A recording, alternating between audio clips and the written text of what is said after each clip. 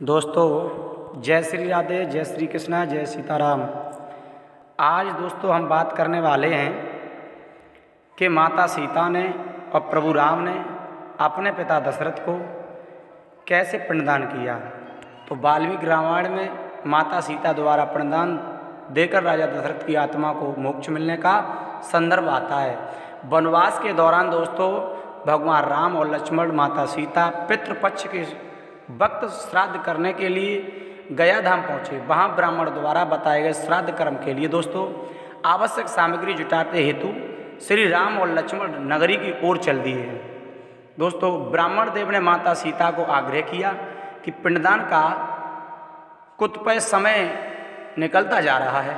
यह सुनकर सीता जी की व्यग्रता भी बढ़ती जा रही थी, क्योंकि श्री राम और लक्ष्मण अभी नहीं लौटे थे। इसी उपरांत दशरथ की आत्मा ने उन्हें आभास कराया कि पिंडदान का वक्त बीता जा रहा है। दोस्तों यह जानकर माता सीता असमंजस में पड़ गई। तब माता सीता ने समय के महत्व को समझते हुए यह निर्णय किया है कि वह स्वयं अपने ससुर राजा दशरथ का पिंडदान करेगी।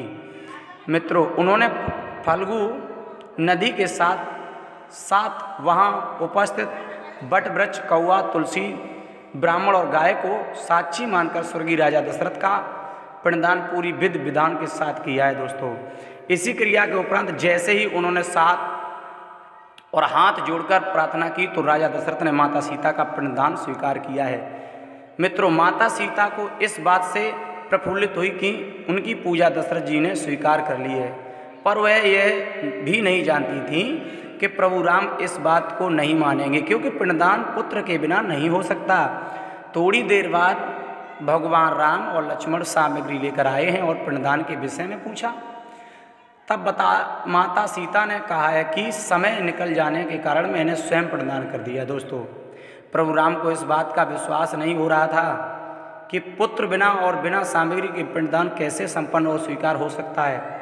तब सीता जी ने कहा है कि वहाँ उपस्थित फाल्गु नदी, तुलसी, कौआ, गाय, बट वृक्ष और ब्राह्मण उनके द्वारा किए गए श्राद्ध कर्म की गवाही दे सकते हैं। भगवान राम ने दोस्तों इन सब से पिंडदान की जाने की बात सच यह है या नहीं है पूछा।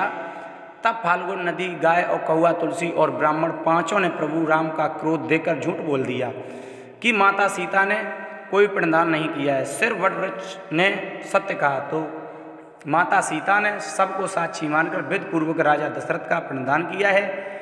पांचों साक्षी द्वारा झूठ बोलने पर माता सीता ने क्रोधित होकर उन्हें आजीवन श्राप दे दिया। फाल्गु नदी को श्राप दिया है कि वह सिर्फ नाम की नदी रहेगी, उसमें पानी नहीं रहेगा। इसी कारण दोस्तों फाल्गु नदी आज भी गाय में सूखी है।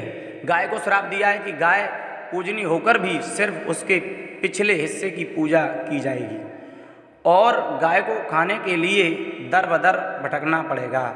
आज भी हिंदू धर्म में गाय के सिर्फ पिछले हिस्से की पूजा की जाती है। दोस्तों माता सीता ने ब्राह्मण को सभी संतुष्ट कराने की विधि निकाली, उनकी दरिद्रता हमेशा बनी रहेगी, ये श्राप दिया।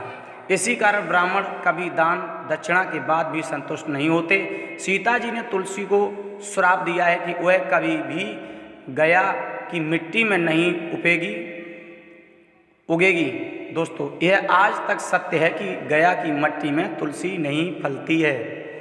दोस्तों कौवे को हमेशा झड़क कर खाने का श्राप दिया है, अतः कौवा आज भी खाना अकेले नहीं खाता है। दोस्तों सीता द्वारा दिए गए श्राप का प्रभाव आज भी इन पांचों में देखा जा सकता है। मित्रों जहां इन पांचों को श्राप मिला वहीं सच बोलने पर माता सीता ने बट वृक्ष को आशीर्वाद दिया है दोस्तों कि उसे लंबी आयु प्राप्त होगी। मित्रों और वह दोस्तों बताया वह दूसरों को छाया प्रदान करेगा तथा पतिव्रता स्त्री उनका स्मरण करने अपने पति की दीर्घायु की कामना करेगी। दोस्तों जय श्री राम, जय श्री राम, सीताराम, जय कृष्णा, जय गणेश।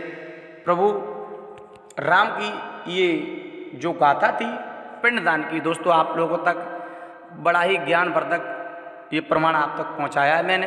तो हमारे चैनल में नए मेहमान बन करके आए हैं तो सदस्यता लें, चैनल को सब्सक्राइब करें, लाइक करें, कमेंट करके बताएं। ये ज्ञानवर्धक जो प्रमाण था आप लोगों तक पहुंच रहा है, कैसा महसूस हो रहा है जय श्री राधे।